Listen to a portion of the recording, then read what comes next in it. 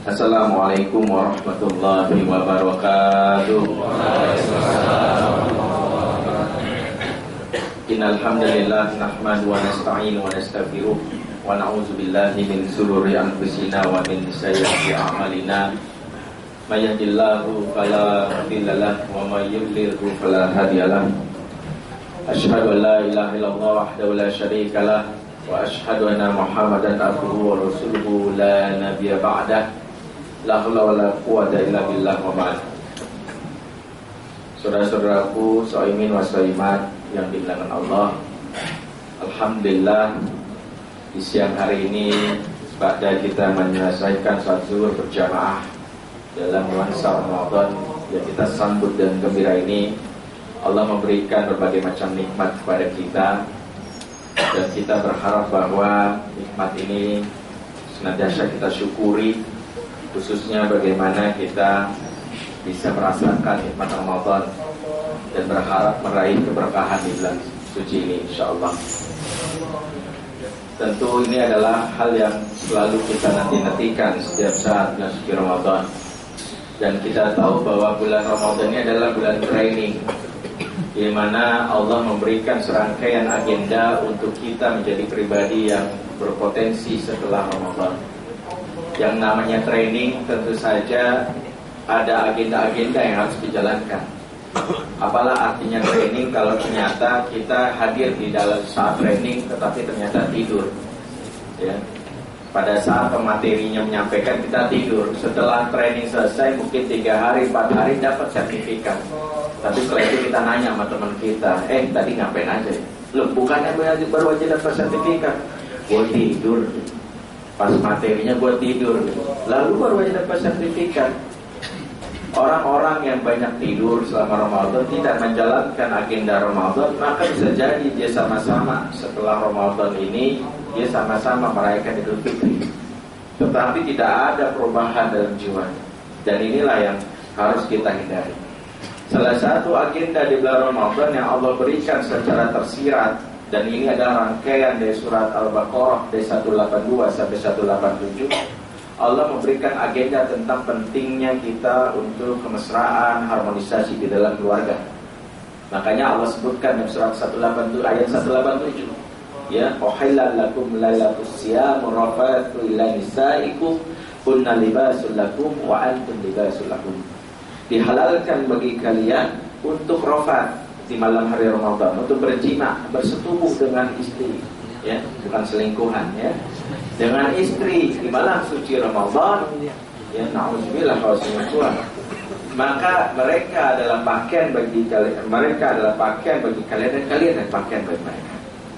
Maka Allah tahu betul bahwa salah satu ibadah yang tidak boleh kita abaikan, boleh kita menjalin hubungan pada Allah, tapi jangan sampai istri, pasangan diabaikan. Makanya Allah jelaskan secara tersirat jelas bahwa harus diyakinkan bahwa bulan Ramadan itu bulan untuk menjalin kemesraan, ya. Jangan justru bulan Ramadan fokus ibadah, tilawah, istri diabaikan, dianggurin. Makanya kalau malam hari jangan offline, sering online, ya, asal sah, ya. Ibnu Umar bahkan dalam kitab Mujad Kabir Imam At-Tabrani sampai menyebutkan bagaimana Ibnu Umar berbuka puasa, ya. Rubbama Ibnu Umar aftara 'ala jima'. Ibnu Umar bisa jadi berbuka puasa kapan-kapan itu dengan bersetubuh dengan istri. Jadi dia takjilnya bukan dengan kurma, ya, bukan dengan apapun, tapi menurut Ibnu Sirin dalam kitab Mujam Kabir yang dikarang oleh Imam At-Tabrani, Ibnu Umar itu berbuka puasa justru dengan istrinya di dalam kamar. Takjilnya irit sekali, ya.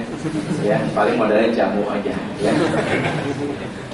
Jadi boleh lagi takjil alternatif, ya, variatif, ya, kalau suatu saat beras habis. Ingat sama istri, ya, bukan sama siapapun.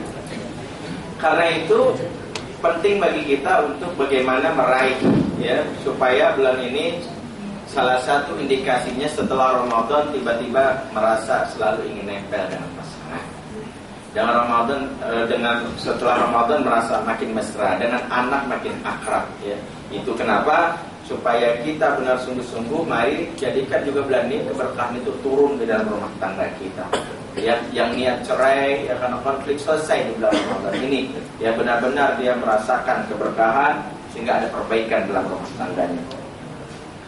Ikhwati iman, salah satu doa yang kita terima dan ini diajarkan oleh Rasulullah saat kita menikah, yaitu yang kita selalu dengar, barakallahu laka wa baraka alaika wa jama'a bainakuma fi khairin.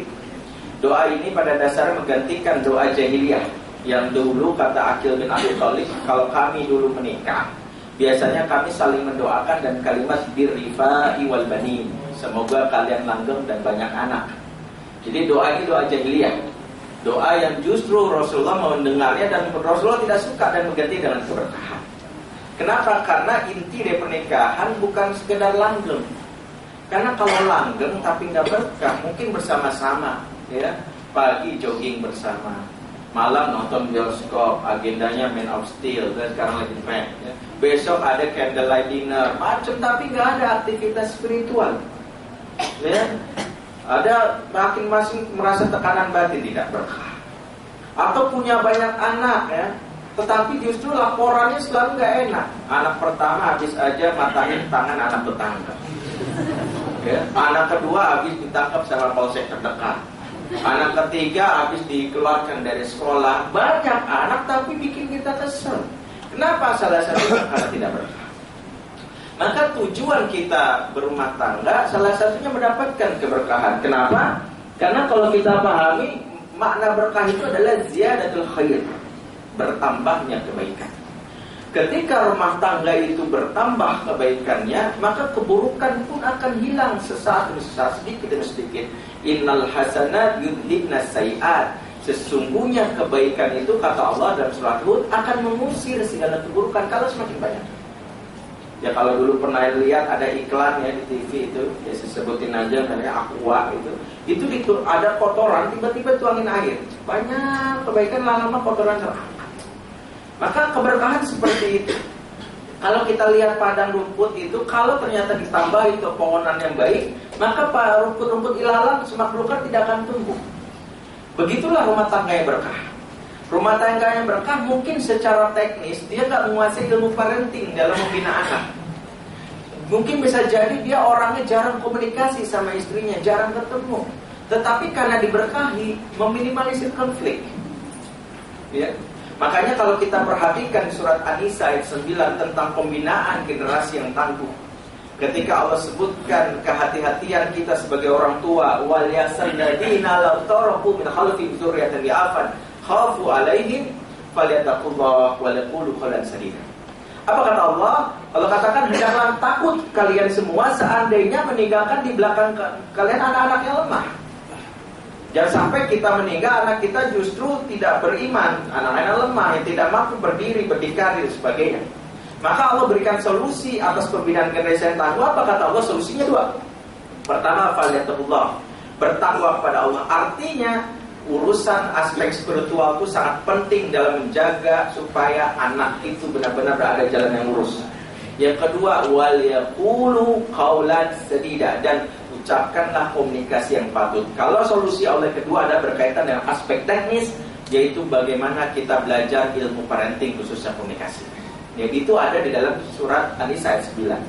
Nah, yang jadi masalah saat ini adalah seringkali beberapa orang kalau anaknya bermasalah terus ngadu kepada konselor, datang kadang ke saya, kadang ke psikolog, selalu melihatnya aspek teknis. Saya sudah lakukan Pak Ustaz, saya minta anak saya melakukan ini, saya jalankan apa yang saya kasih psikolog, tapi kok begitu-begitu aja.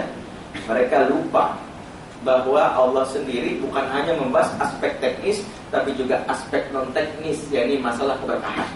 Maka begini, kalau ibu bapak bercerita sama saya anak begini, biasanya saya selalu bilang, sebelum belajar ilmu teknis tentang parenting, maka sampai kapanpun kalau tidak ada keberkahan dalam rumah tangga, ya begitu-begitu aja. Ya. Bahkan kalau kita pahami para sahabat, kadang ada juga yang salah mengasuh, tapi anaknya dijaga oleh Allah karena keberkahannya luar biasa banyak. Ya. Ada kisah sahabat namanya Zubair bin Awwam, dibina oleh seorang ibu single parent namanya Ummu Zubair. Ummu Zubair itu karena takut anaknya itu menjadi anak yang cengeng, setiap pagi anak lagi main dipukulin terus pakai kayu. Jepret. Gak salah apa-apa dipukulin. Itu tega banget ibu. Anaknya sampai nangis-nangis, setiap hari dikejar gitu. Orang ngeliatnya kayak orang gila, dikejar pukul. Setiap mama, ibu, kenapa mukul saya? Ibu jawab, supaya kamu menjadi laki cengeng. Secara teknis ibu ini salah. Dan barulah dikasih tahu oleh Rasulullah tentang masa harusnya berperilaku yang baik terhadap anak. Tapi dia menangis, sudah menyesali. Bertahun-tahun dia mukulin anak terus. Jangan-jangan anak nanti jadi seorang pemukul. Bagaimana dia mengobati kesalahannya itu? Maka dia mencari keberkahan yang tinggi. Suatu saat dia minta izin kepada Rasulullah untuk ikut ke medan jihad, menunggang kudanya sendiri. Dan dia membantu medan jihad dengan menjadi bagian logistik. Suatu saat dia mendapatkan kabar ada Yahudi pengintai yang masuk ke bagian tenda yang akan membunuh umat Islam dari belakang. Maka dengan semangat dia meminta izin, dia langsung akan menghajar seorang wanita, menghajar Yahudi tersebut sampai dia berhasil memenggal kepala Yahudi tersebut dan dibawa langsung ke depan Rasulullah SAW. Amalan jihadnya luar biasa sehingga keberkahan turunlah ke keluarga ini. Akhirnya Allah pun menutupi kesalahannya sebagai orang tua yang salah dalam aspek teknis. Maka begini, saya selalu dalam kajian parenting di mana-mana, kalau ada yang cerita kasus teknis, saya bilang tahan dulu. Ibu dan bapak sebelum mau saya ajarkan teknis gimana ngomong sama anak, maka mari kita cari keberkahan dulu dan rumah tangga. Bagaimana? Yaitu yang pertama saya minta, mulailah keberkahan itu dimulai dari ini, dasarnya benar. Maka Allah katakan kenapa? Allah katakan law anna ahlal qura amanu wattaqaw la fatahna 'alaihim barakatin minas sama'i wal ardh. Sekiranya penduduk suatu negeri yang beriman dan bertakwa kepada Allah, maka kami niscaya datangkan keberkahan kepada mereka dari langit dan bumi. Ini ayat ini untuk penduduk suatu negeri. Kalau yang dapat keberkahan, iman dan takwa. Begitu juga rumah tangga. Rumah tangga kalau dasarnya niatnya sudah salah, itu pasti akan larinya kemana-mana. Ya, kalau dasar rumah tangga karena menikah, karena ngeliat kecantikan, segera luruskan niat, memperbaiki, sama-sama belajar agama karena ingin ketakwaan.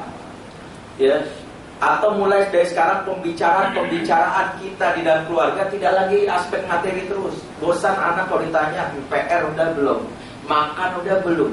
Sesuatu yang kelihatannya selalu teknis, urusan duniawi semua. Ingin sekali-sekali dengar anak bertanya itu, mah besok puasanya aku dari jam berapa? Itu udah aspek non teknis spiritual. Aku besok mau ngapal Quran, itu udah aspek non teknis spiritual. Harus dimulai dari mana? Dari mulai orang tua.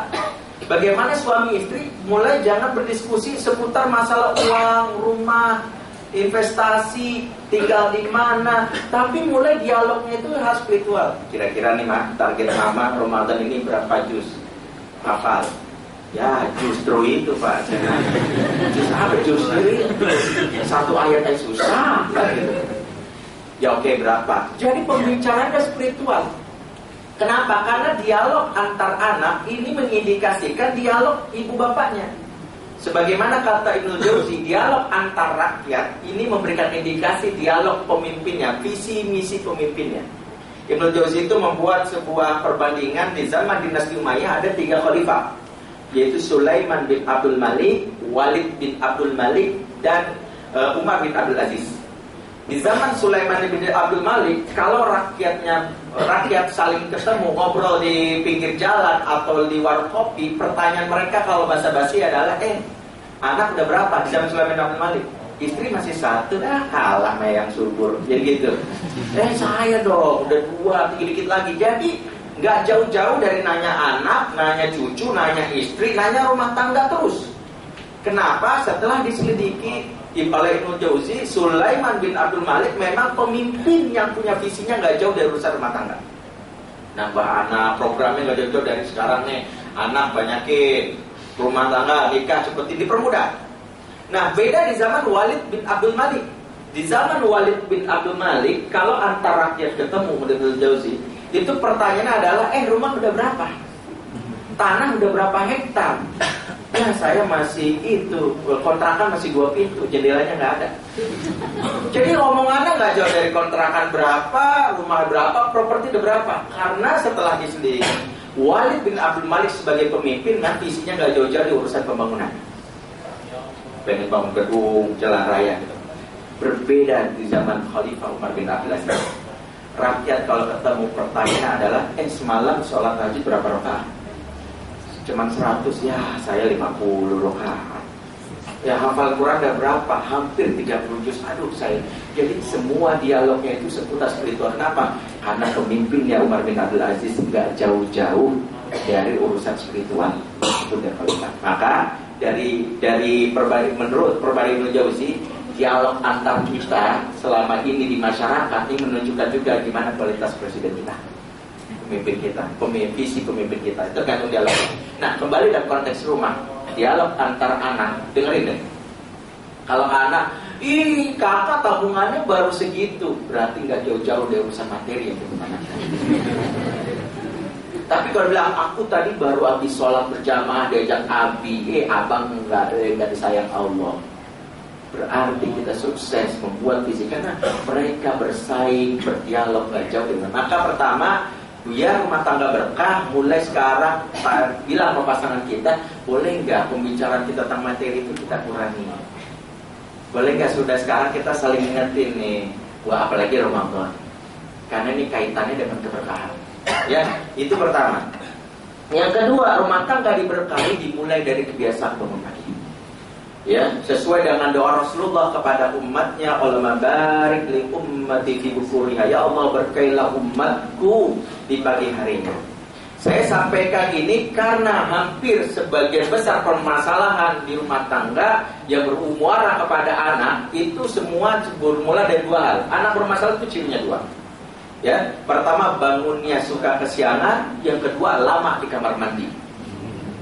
Pertama, kenapa bangun suka kesiangan? Pasti karena dia malamnya begadang, jam biologisnya rusak. Kenapa dia begadang? Kalau dia rutin, berarti ada hal yang dia inginkan. Kerabat keluarga tidur, dia ingin sendirian mengeksplorasi dirinya, syahwat dan pikirannya. Entah apa yang dipikirkan.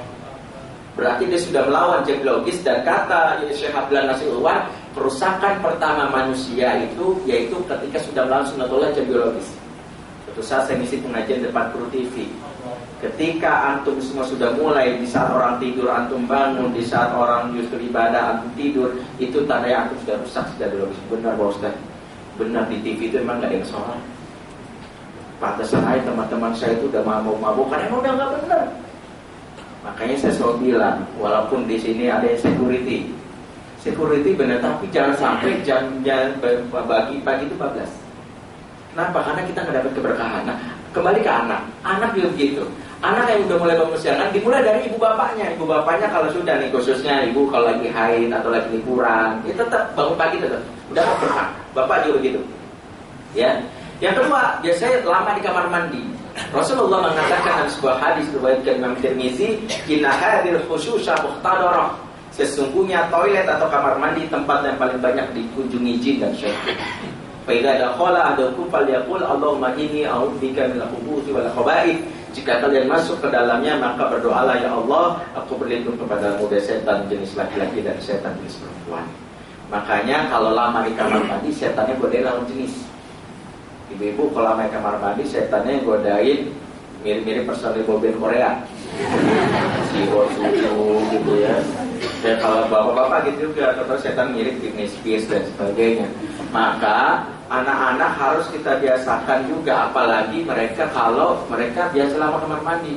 Kenapa? Karena kita fasilitasi ada BB dan sebagainya, akhirnya dekem aja di kamar mandi lama, membiarkan diri digoda oleh kita. Karena itu Ramadan ini momen terbaik.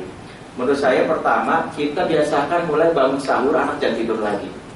Setelah itu kita bawa ke masjid 30 hari rutin, tambah 10 hari. Karena Rasulullah mendoakan dan mengatakan dalam sebuah hadis riwayat Tabrani, man salatul fajri arba'ina yauman kutibat lahu bara'atan minan wa bara'atan minal nifaq. Siapa yang rajin sholat subuh 40 hari lamanya di masjid tanpa putus, ya, maka Allah bebaskan dirinya dari dua hal, dari sifat dari api neraka, yang kedua dari sifat nifak, yakni perilaku maksiat. Nifak sini maksudnya nifak amali. Maka di sini saudara-saudaraku, rumah tangga berkah cek. Kalau bangunnya suka kesiangan, ibu-ibu bangunnya lewat dari subuh, bapak-bapaknya juga, maka itu mungkin penyebab pertama kenapa anak kita sulit diatur. Ya makanya biasakan sekarang bangun subuh-subuh. Ya aja. Oke. Yang ketiga adalah interaksi terhadap Al-Quran. Ya Allah Subhanahu wa taala surah Ad-Dukhan mengatakan, Inna anzalnahu fi lailatin mubarakah. Sesungguhnya kami menurunkan Al-Quran pada suatu malam yang diberkahi. Setiap malam itu biasa saja, tidak ada yang istimewa. Tapi ada suatu malam yang istimewa yang diberkahi, yaitu pada saat diturunkannya Al-Quran. Maka malam-malam itu menjadi biasa kalau Quran tidak diturunkan. Begitu juga rumah tangga. Setiap rumah tangga biasa saja. Tapi ada suatu rumah tangga yang diberkahi karena didengarkan tilawat Al-Quran, dibacakan Al-Quran, ada mustami, ada yang mendengarkan. Maka inilah rumah tangga diberkahi. Ya, bagaimana bangun tidur anak disambut dengan Ar-Rahman, Allamal Quran. Jangan bangun tidur disambut dengan lagunya Ayu Ting Ting. Bangun tidur cakrakan yang di setel. Ini masuk. Ya, sehingga anak-anak kita lebih banyak hafal lagu-lagu dibandingkan sekedar yang namanya Al-Quran. Disambutlah harusnya dengan Al-Quran. Ibu dan bapak sudah mulai membaca tilawah, ya. Dan kita harus tahu bahwa inilah salah satu yang harus menjadi hal yang kita lakukan di bulan suci Ramadan dan di bulan-bulan berikutnya. Ya, karena kalau boleh jujur kita seringkali tidak memuliakan Al-Quran walaupun kita seorang muslim. Ya, kalau boleh saya tanya, miskin-miskin yang muslim, seorang muslim, pasti Qurannya asli semua, nggak ada fotokopian, ya nggak? Ada gitu, saya miskin Pak Ustadz, makanya saya fotokopi aja Qurannya, nggak mampu beli yang asli, nggak ada, asli semua. Tapi banyak karena walaupun punya asli jarang dibaca. Padahal logika saya saat saya masih kuliah, biasanya kalau orang fotokopi karena pengen baca. Makanya saya kuliah, saya kalau mau nanggung suatu buku, saya fotokopi karena mau saya baca. Mungkin sekali-sekali kita bikin gerakan fotokopi Quran, biar pada baca. Ya maksudnya bacanya itu. Ya, bahkan kalau boleh jujur kita sering memuliakan orang lain, tetapi kan kalau urusan maaf ya kotoran kita ke WC nggak bisa ada yang nolak. Meskipun rapat dengan Presiden SBY, kalau lagi munas bisa berantem terakhir atau dilarang. Maaf Pak, Anda nggak boleh. Ini rapat penting nggak tahan Pak. Itu nanti belakangan deh Bapak push absen juga nggak apa-apa. Kenapa orang udah munas? Artinya sepenting-pentingnya orang di depan kita, kita masih lebih mementingkan kotoran ke WC minimal 15 menit. Tapi betapa banyak kita yang tidak pernah menengok Al-Quran 15 menit dalam sehari. Berarti tanda lebih memuliakan kotoran daripada Al-Quran. Sibuk-sibuknya kita dalam sehari pasti kita ke WC. Makanya kalau ada alasan saya sibuk, Ustaz nggak sempat, maka bagaimana mungkin dia bisa melakukan waktu untuk kotoran tapi tidak bisa melakukan. Ini juga harus kita tanamkan kepada anak kita. Jadi itu yang ketiga. Yang keempat, rumah tangga yang diberkahi adalah dekat dengan masjid. Inna awala baitin wudi'a lin-nas lalladzi bi Bakkah mubarakan. Sungguhnya rumah ibadah yang mula-mula ditempati yakni Mekah yang ada Ka'bah, yang ada Ka'bah yang ada Mekah di Mekah Mukarramah, Mekah yang diberkahi. Mekah diberkahi itu pada dasarnya bukan karena apa-apa. Mekah pada dasarnya bukan tempat yang istimewa, tetapi menjadi diberkahi karena adanya Ka'bah, Baitullah. Dulu tuh Mekah itu dalam Quran disebutkan biwadin wa bidar'in, negeri yang tandus tidak ada tanam-tanaman, nggak prospektif. Mau dagang di sana nggak bakalan laku. Negeri yang kering, bertani nggak bisa. Ya, negeri yang nggak dilirik orang. Kalau kasarnya tempat jin buang anak sekaligus buat anak. Di situ setelah munculnya Ka'bah, maka negeri ini menjadi diberkahi. Begitu juga rumah tangga. Rumah tangga yang diberkahi adalah rumah tangga yang dekat dengan masjid.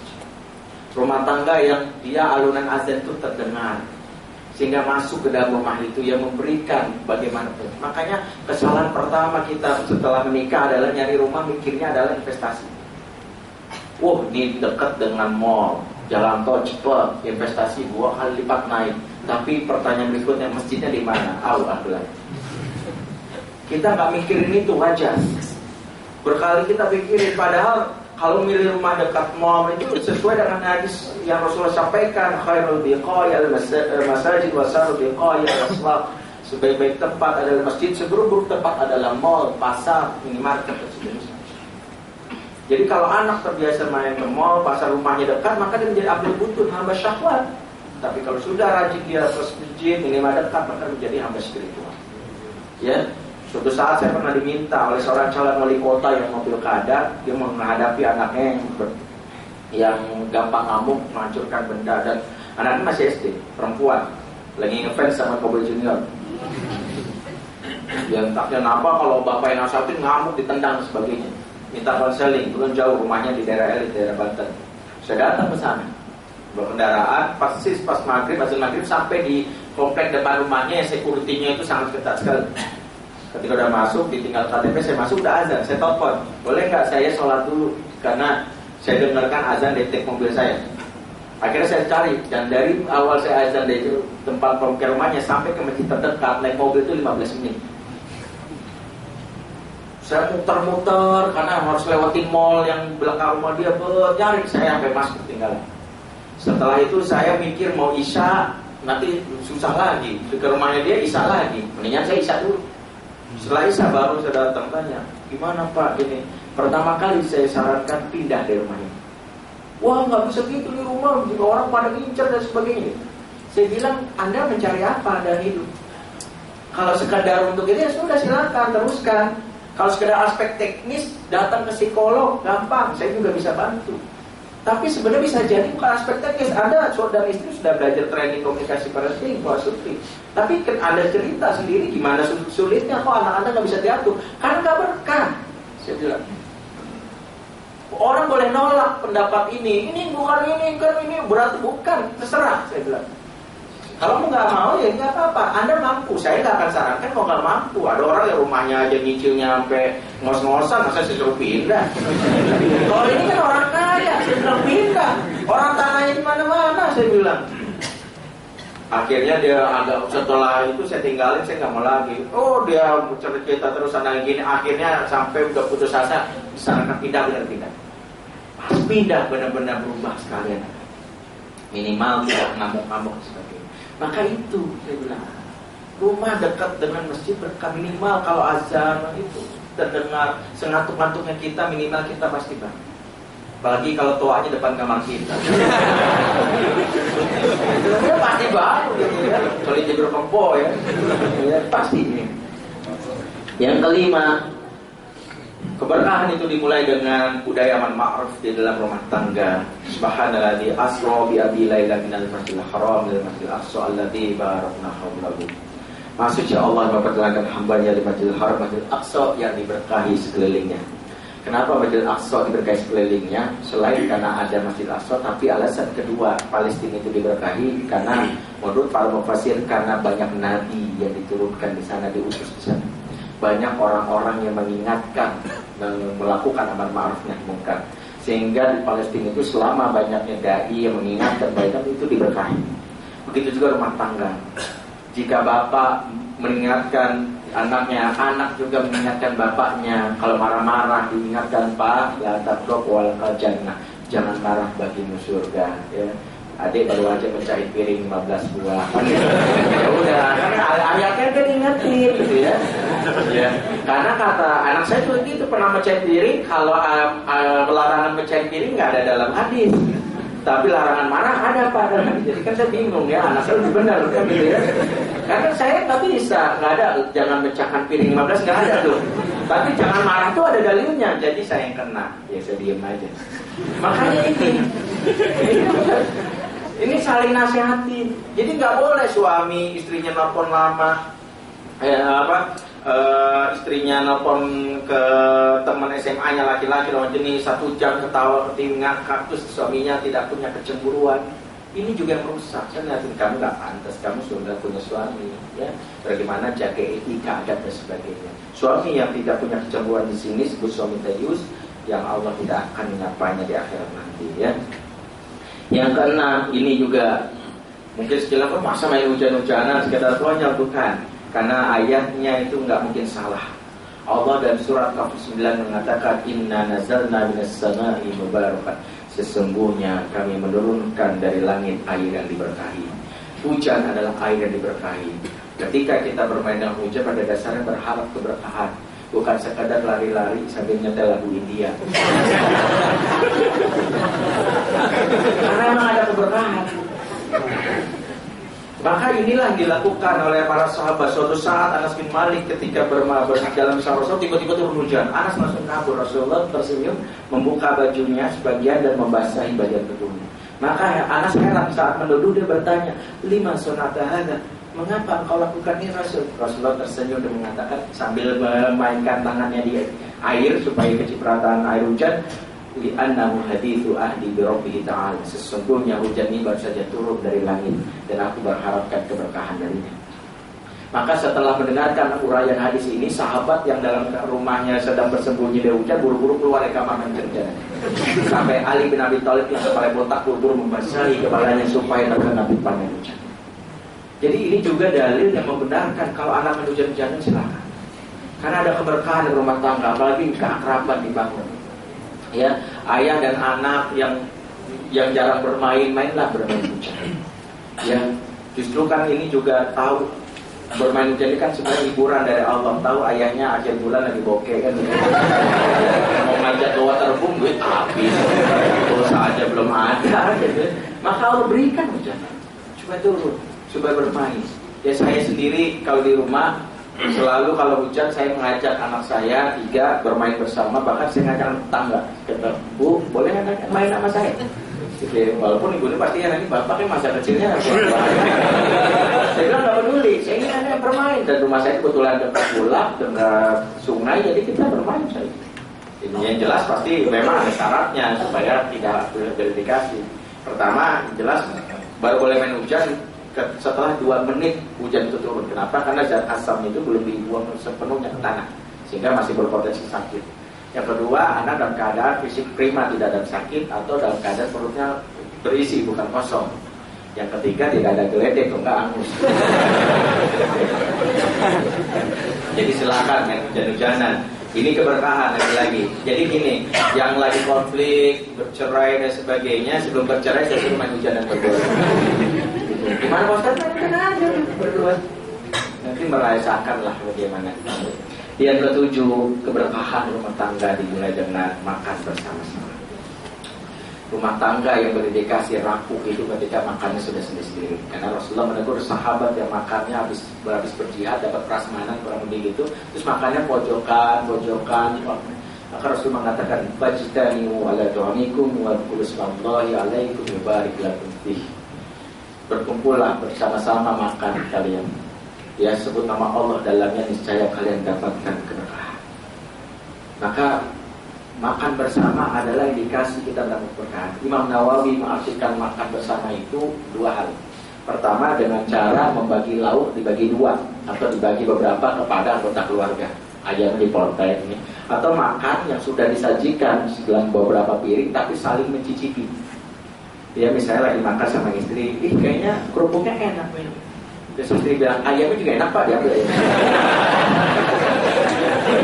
Atau suaminya selalu dua salah strategi gitu. Ini suami, istriku penyayang banget, dan makanan sisa sayang nih gak dihabisin gitu. Penyayangnya. Maka belajarlah untuk kalau makan bersama pasangan saling cicipi, atau ada anak, ini coba, emang asin ya, jadi saling mencicipi. Itu disebut makan bersama. Nah, Ramadan, Allah mengapa tidak sayang pada kita? Begitu sayang disediakan waktu, mau nggak mau makan bersama. Kita manfaatin atau tidak, yaitu sahur dan berbuka. 60 waktu. Disinilah kita makan, saling ngobrol, bicara. Justru saat makan itu harus bicara, saling ngobrol, karena nggak boleh makan seperti orang di kuburan gitu Rasulullah. Ya, nggak ada bicara ngobrol, menambah keakraban. Maka Ramadan kalau sahur, mari pertama mulailah dengan saling bicara. Ya jangan justru lagi Ramadan jarang makan bersama, TV masuk. Akhirnya terjadi adalah bersama-sama tapi jiwa dan pikirannya di luar. Anak malah nonton TV. Ya kita tahu ya, TV kita ya sepenuhnya dikuasai oleh beberapa orang yang tidak memahami Islam. Sehingga tayangan sahur bencong yang tampil, atau tayangan yang justru tidak menampilkan sosok Islami, bahkan menipu. Kan banyak sinetron Ramadan, sinetron Islami, tapi temanya tetap pacaran juga. Cuman bedanya laki-lakinya pakai baju koko, perempuannya pakai mukena. Setting pacarannya di musola, sholat berjamaah Allah. Habis sholat cium tangan. Terus pulang bersama-sama. Ketemu papanya, kamu kan gitu. Tiba-tiba pacarnya diambil sama bapaknya. Terus dia menasihati pacarnya, tenang sayang, Allah bersama orang-orang yang sabar. Innallaha ma'as-sabirin. Langsung bapaknya bilang, kamu jangan dekati anak saya. Terus dia bilang, Pak ingat, Allah akan menjawab doa orang-orang yang berzalimi.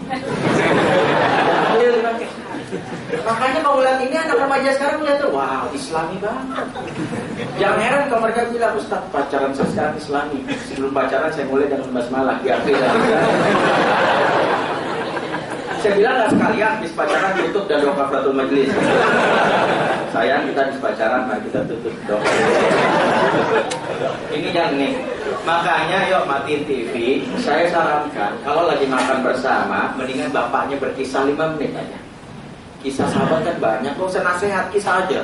Bapak ini cerita tentang Umar bin Khattab. Belum begitu, ibunya pas maghrib. Kalau punya anak remaja, libatkan. Masa 60 waktu dikisahkan kisah karakter, gak tergempur hati anak itu. Yang terjadi selama ini kesalahan memanfaatkan waktu, sehingga dibiarkanlah saat bersama nggak ada spiritualnya. Maka di sini kita belajar.